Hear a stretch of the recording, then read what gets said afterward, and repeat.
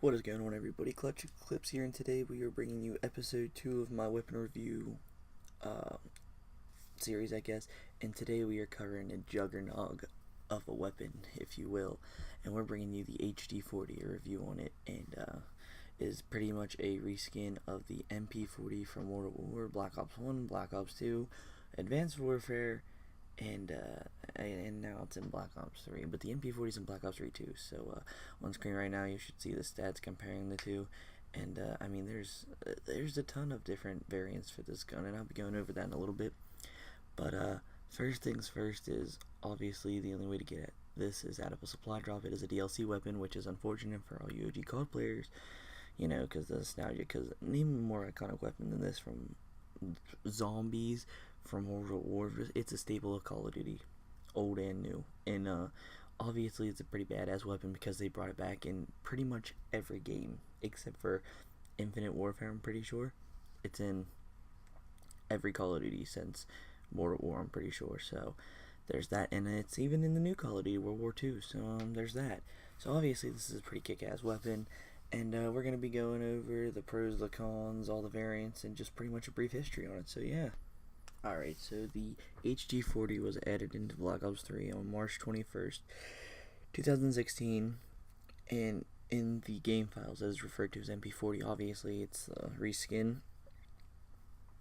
Now, the HD40 is a 3 to 5 shot kill SMG, 3 shots is range, and it beats out the Kuda by 4 meters, but it's also is pretty low fire rate, which kind of is a dagger for the weapon. It's kind of like the Man of War, but of submachine guns, and it has a pretty low recoil, and it has pretty fast reload. Now, for zombies, the HG40 is featured in the zombies maps Zetsubo no Shima and Gurog Krovi, where obviously you can get it in the box, and it comes automatically equipped with stock and quick draw. So just like last week when we talked about the foam walls, you can't equip attachments to it because it doesn't come in weapon kits, obviously, because it's DLC. So you just have to take what the developers give to you, which they do a decent job. Now, it has similarities to the MP40, but it has some statistical differences. And the HD40 has a higher reserve ammo capacity, it has lower recoil, and it has lower damage. It's the biggest statistic similarity, though, is that they both have the 32 round magazine, and they have a similar recoil pattern as well, which, I mean, that tends to happen when it's pretty much the same gun. For multiplayer in Black Ops or World at War, this gun was the shit. Everybody was using it. It was pretty overpowered. You throw that on with Jug, and you have just pissed off the entire enemy team. But other than that, it hasn't been like super overpowered or anything in most Call of Duty games. I mean, first off, they brought it back in supply drops for Advanced Warfare, and I never really got this weapon in Advanced Warfare because I didn't really go after crazy weapons in there like I do now. But as you can see on the screen right now, the statistics are different because there's different variants and stuff like that. But it's a pretty standard MP40, and the Afterburn name is given to it as a throwback to the Modern Warfare, the Black Ops 1 version and World War version. When you pack a punch it becomes the Afterburner, so it's a little nod to that. But it has also been brought back in Black Ops 1. In Black Ops 1, they definitely raised the bar and brought it into the campaign for the mission Project Nova, and they gave it a bit of a new look with a snow camo. In multiplayer, the files for the MP40 are found and the sounds are found, but when you do the cheat give all in like the main menu area, it doesn't really do anything, so that kind of sucks. But it is in the files, so it does exist. Like, they were going to put it in the multiplayer, but then for some reason decided not to. Now to the most important part, zombies. Now, we all know the MP40 is the most frequently seen submachine gun across the Call of Duty board. It's been in countless games, it's had countless variants and remakes, and it's in countless maps. But zombies is where it really matters. The MP40 appears in all the World at War maps except for Nocturne Toten for a total cost of 1,000 coins or points or whatever off the wall, and it can be acquired through getting it in the mystery box In Black Ops 1, it is found in Kinder Toten Call of the Dead, and then it's found in all the World at War remakes except for Nocturne Toten. So you can go back and play all those maps and buy it off the wall.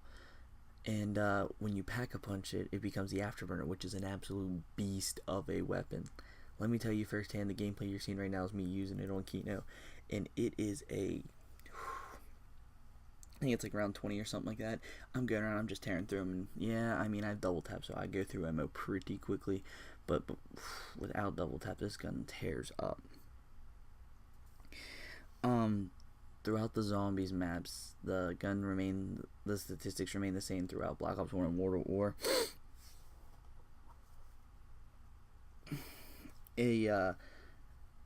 According to the Call of Duty wiki, the MP40 got its famousness from the usefulness that it grants in Black Ops 1 Kino because of how good it is and how efficient it is and all this and that. But it's all in all a pretty solid gun throughout zombies. I mean, it's iconic.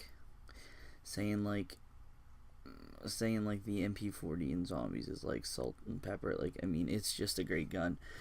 Throughout the entire thing, it's good for taking down bosses here and there. It's good for taking out just zombies, whether you have to train up a horde and get rid of them, or you just casually stumble upon a nest of pissed off hellhounds. It's good for everything, no matter what the round is. I mean, obviously it has a drop off point like every gun does, but even in like high rounds like 20 to 30s, it's still a viable option in zombies. It has double magazine capacity and increased damage and rate of fire when you pack-a-punch it. The sight differs a little bit, but I mean, it's pretty much the same.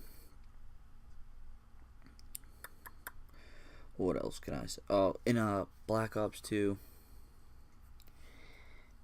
the first time the MP40 was ever saw in Black Ops 2 was when Takeo and Tank Dempsey, two of the main protagonists throughout the zombie storyline for Black Ops 1 and World at War, held it for the preview video of the map Origins, which was DLC 4 for Black Ops 2. That was the first time it was seen.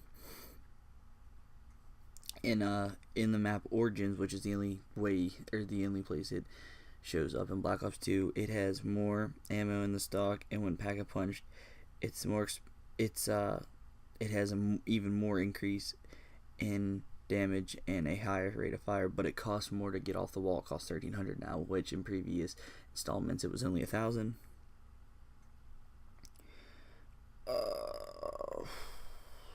In Advanced Warfare,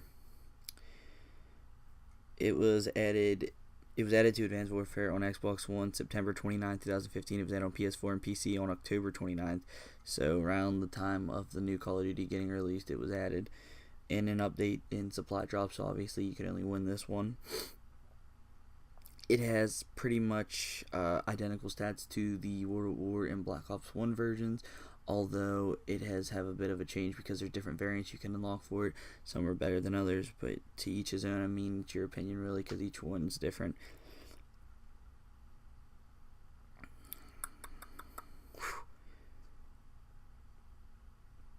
There are a lot of supply drop variants. There's the Black Crow, the Parabellum, the Royalty, and the Afterburn, which is like the legendary one, which is the one everybody pretty much went after. They had the best stats. In Black Ops 3,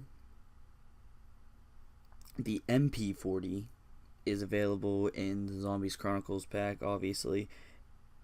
It's even in Nocturne Toten this time. It's out of the mystery box in every map but Origins, where it is available off the wall, and it replaces the VMP at the tank station. So, not too much going on there. It makes a brief appearance in the poster for the Zombies map Der Eisendrache, held by the Tank Dempsey, and is seen being used by German soldiers in the intro cutscene to the map. So it has made its way into another zombie map, you just can't use it. Now, a little trivia about this gun for zombies. It is Dr. Edward Richtofen's favorite weapon, and he specifically has a few quotes about it. And pretty much no matter where you see this gun at in the Black Ops series, it's engraved on the side of it, which is pretty cool in my opinion. But like I said, the MP40 has made a comeback in pretty much every game, and now in Black Ops 3, there's three different variants to choose from. There's the Black Ops 1 Zombies Chronicle version, there's the Origins Chronicles version, and then there's the HD40. Now, throughout multiplayer, I thought the HD40 was pretty okay. I mean, I had to put a lot of attachments on it. I pretty much used, I think, 4, and I put an ELO sight on it because without any attachments, it's poop. I'm not going to lie. It's not as good as the MP40 was in World at War with Jug. It's not as good as it was in COD 3. It's just not as good as it used to be for multiplayer. But on the other hand, for zombies for Black Ops 3, it tears through. You get Double Tap 2.0 and Electric Cherry and you're set. It absolutely destroys. But for the multiplayer point of view, it was average. I mean, it did what I needed to, but like I said, I had to deck it out with attachments, which I mean you can do, and it's a viable option if you have it. I mean, honestly, I'd say go and try to get it out of the box because it's pretty badass. It's a modernized version of the MP40, which is obviously a classic, as I've said over and over again, and it's still to this day one of my favorite guns to just pick up and screw off with.